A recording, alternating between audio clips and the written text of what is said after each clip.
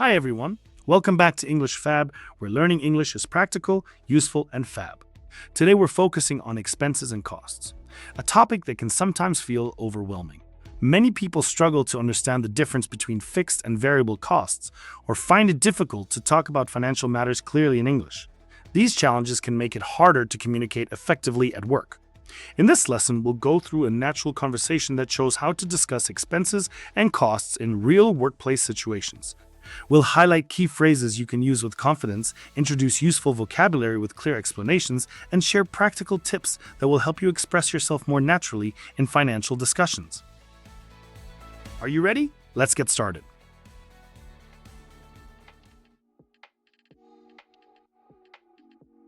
Daniel, have you finished categorizing last month's expenses? Almost. I've sorted them into fixed costs and variable costs.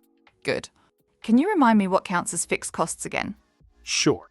Fixed costs are expenses that don't change much, like rent, salaries, or insurance. Right, and variable costs are the ones that depend on activity levels, like raw materials or utility bills. Exactly.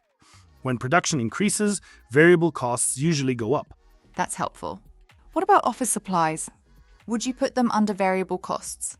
Yes, because they change depending on how much we use. Makes sense. I noticed our travel expenses have gone up. True.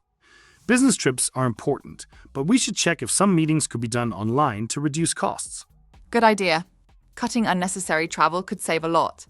Another big category is marketing. Did you see the campaign expenses? Yes, they were higher than expected, but marketing is an investment. It can bring in more revenue. Agreed. But we still need to track the return on investment to justify the spending. Definitely. How about equipment maintenance, fixed or variable? That's usually a fixed cost if it's a regular contract. But if repairs are unexpected, it can become variable. Got it. And depreciation? That's always fixed, right? Yes, depreciation is the gradual cost of using assets over time. Okay, I'll make a note. Do you think we should present the report by category or department? By category is clearer. It helps managers see where money is being spent. Good point. And if managers see rising variable costs, they can take action faster. Exactly. That's why separating expenses is so useful. I'll also add a section about cost-saving recommendations. Perfect. We could suggest energy-saving measures to reduce utility bills. And negotiate better contracts with suppliers for raw materials. Yes, and encourage employees to avoid unnecessary printing and paper use. That's small, but those costs add up over time. Absolutely. Every little saving helps improve profit margins. Thanks, Daniel. I think this report will really help the team understand expenses and manage costs better. I agree. Clear reporting is the first step towards smarter spending. And that's it for today's lesson on this topic. Let's quickly review what we covered today. What we talked about: the difference between fixed costs and variable costs, how to track and present expenses in reports, ways to suggest cost-saving measures in the workplace. Key phrases. Can you remind me what counts as fixed costs again?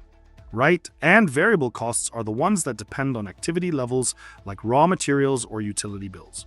What about office supplies? Would you put them under variable costs? I noticed our travel expenses have gone up. Marketing is an investment. It can bring in more revenue. We still need to track the return on investment to justify the spending. Every little saving helps improve profit margins. Understanding expenses and costs is an essential part of workplace English, especially when it comes to financial discussions. By learning and practicing these phrases, you'll be able to communicate more clearly, contribute to meetings, and suggest practical solutions with confidence. Keep practicing these expressions in your daily conversations until they feel natural. Okay, thanks for watching today's lesson on English Fab. I hope you found these English tips useful and feel more confident. Remember, practice makes perfect, so try using these phrases in your daily conversations. If you enjoyed this video, don't forget to give it a thumbs up, share it with your friends, and subscribe for more Fab English lessons. Until next time, keep practicing and stay Fab.